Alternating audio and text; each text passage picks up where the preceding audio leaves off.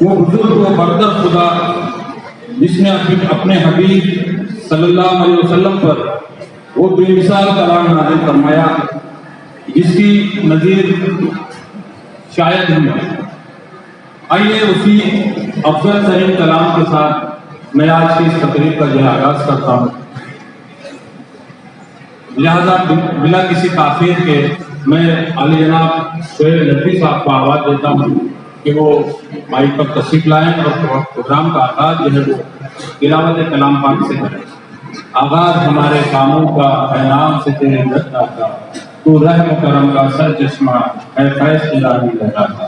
سہیل ندوی صاحب۔ اعوذ باللہ من الشیطان الرجیم، بسم اللہ الرحمن الرحیم۔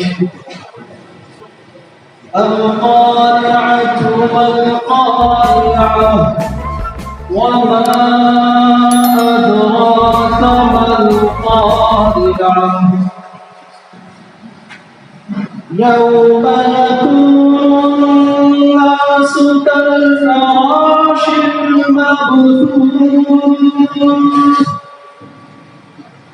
وتكون الجبال كالعهن المنفوش فأما من ثقلت موازينه فهو في عيشة راضية وأما من خفت موازينه فأمه هاوية وما أدراك ما هي نار حامية صدق الله العظيم۔ معزز سامعین کرام، حاضرین مجلس اور اس باوقار جلسے میں شریک ہونے والے تمام اساتذہ کرام، ذمہ داران مدارس، دانشوران قوم، السلام علیکم ورحمۃ اللہ وبرکاتہ۔ میں نے ابھی آپ حضرات کے سامنے سورۃ القاریہ سورہ 101 تلاوت فرمائی ہے۔ یہ سورہ مکی ہے، اس میں کل 11 آیات ہیں اور اس میں حقوق قیامت اور آخرت کے احوال کا تذکرہ ہے۔ فرمایا، میں مختصر سا ترجمہ اور مختصر سی تفسیر پیش کر کے اپنی جگہ لوں گا۔ فرمایا القاریہ وہ زوردار آواز یا کسی حادثے کے لیے، حادثے کو بتلانے کے لیے عرب میں یہ لفظ استعمال کیا جاتا تھا کہ عظیم حادثہ ہونے والا ہے، اس کے لیے آپ سب خبردار ہو جائیں۔ وقوع قیامت کا نقشہ کھینچا گیا اس آیت کے اندر اور لوگوں کو آگاہ کیا گیا کہ جب وقوع قیامت ہوگی، قیامت کے دن جب سور پھونکا جائے گا تو اس وقت لوگوں کا کیا حال ہوگا۔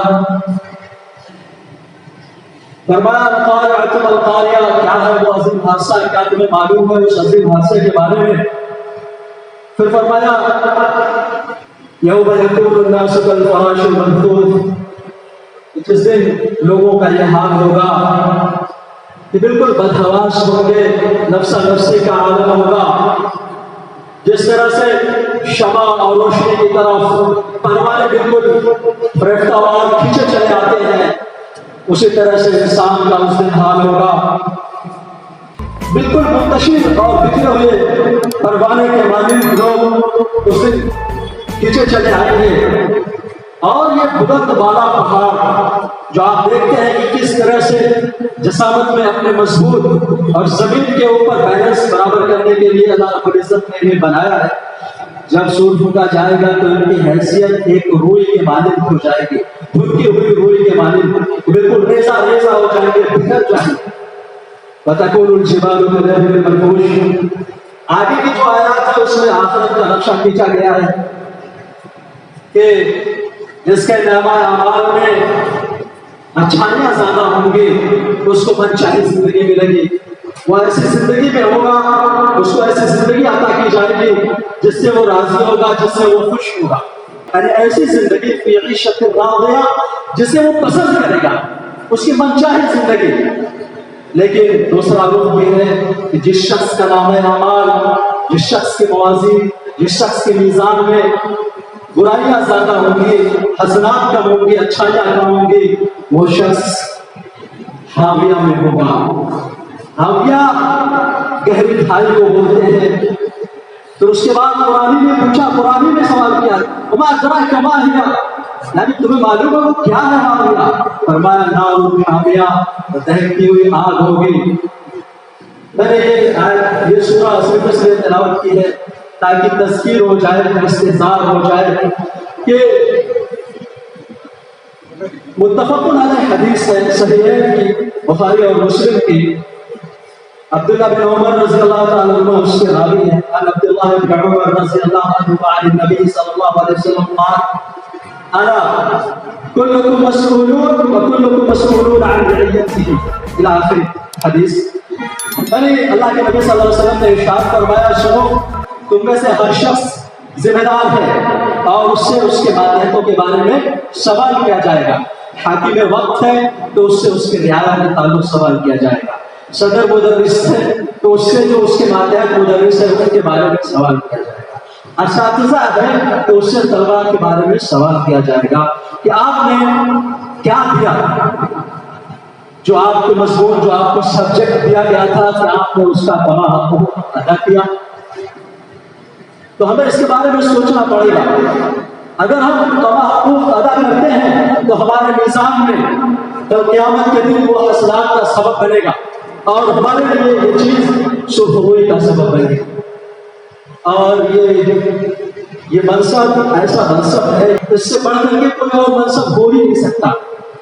معلمین، تدریس، اساتذہ کا جو رول ہے، اس سے بڑھ کر کے کوئی منصب نہیں ہو سکتا ہے۔ اس لیے کہ اللہ کے نبی صلی اللہ علیہ وسلم نے ارشاد فرمایا بعثت معلما، کہ میں استاذ بنا کر کے بھیجا گیا، میں معلم بنا کر کے بھیجا گیا ہوں۔ اس لیے اساتذہ کرام کان کھول کے سن رہے ہیں کہ آپ کی جو نسبت ہے وہ صرف ایک پیشہ نہیں ہے، آپ کا جو پروفیشن ہے وہ صرف پیشہ نہیں ہے بلکہ یہ کار نبوت ہے۔ آپ کی نسبت رسالت مآب صلی اللہ علیہ وسلم سے جا کر کے مل جاتی ہے، جڑ جاتی ہے۔ اس سے بھی آگے فرمایا الرحمن علم القرآن خلق الانسان، رب رحمان ہوا ہے جس نے قرآن کریم کی تعلیم دی، اتنا اللہ رب العزت نے بھی یہ پسند کیا ہے، خود اللہ کی طرف میں نسبت جڑ جاتی ہے۔ اس لیے آپ اس پیشے کی تقدس کو برقرار رکھیے۔ عبداللہ بن عباس رضی اللہ تعالیٰ عنہما جلیل القدر صحابی ہیں، آپ سب جانتے ہیں، مفسر قرآن، اعلیٰ درجے کے مفسر قرآن، لیکن اپنے طلبہ کے تعلق سے کہتے ہیں کہ مجھے یہ پسند نہیں کہ میرے طلبہ کے اوپر ایک مکھی بھی بیٹھ جائے۔ کیا پیار ہے، کیا محبت ہے۔ تو جب اگر بچوں سے آپ پیار کریں گے، انہیں محبت دیں گے، تو بچے آپ کی نقل کریں گے، آپ کی باتوں کو سنیں گے۔ اس لیے کہ آپ معمار قوم ہیں، آپ بچوں کے لیے رول ماڈل ہے۔ صرف تعلیم دینا آپ کا مقصد نہیں ہے بلکہ تعلیم کے ساتھ ساتھ تربیت بھی آپ کی ذمہ داری ہے۔ آپ کے قول و فعل میں تضاد نہیں ہونا چاہیے، آپ کے قول و فعل میں تضاد نہیں ہونا چاہیے۔ مان لیجیے سپوز اگر آپ بچوں کو کسی چیز سے منع کرتے ہیں تو پہلے خود اپنے آپ کو اس سے روک لیجیے، بچوں کو اس کا اثر خود بخود ہو جائے گا۔ آپ بچوں کو کہتے ہیں بیٹا سگریٹ پینا غلط ہے، نہیں پینا چاہیے، غلط بات ہے، تو آپ کو سب سے پہلے اس پہ عمل کر کے دکھانا چاہیے، یہ نہ ہو کہ کہیں آپ کے قول و فعل میں تضاد ہو۔ آج کا یہ پروگرام بڑا ہی حسین اور خوبصورت ہے، انشاءاللہ ہمارے معزز مقررین تشریف لا چکے ہیں، وہ آپ کو تفصیل سے اس بارے میں بتلائیں گے، چونکہ میرا جو یہاں پر مجھے جو حکم دیا گیا تھا وہ تذکیر بالقرآن کا تھا، قرآن کی چند آیات پڑھ کر کے میں نے اس کی تلاوت کی ہے۔ آپ سے درخواست ہے کہ آپ اس پیشے کو اس کے تقدس کو برقرار رکھیے. اللہ رب العزت کل قیامت کے دن انشاءاللہ اس کے ذریعے سے آپ کے حسنات میں اضافہ کرے گا اور کل کے دن آپ کے لیے یہ نجات کا سبب ہوگا. میں اپنی بات کو انہی لفظوں میں ختم کرتا ہوں. جزاکم اللہ.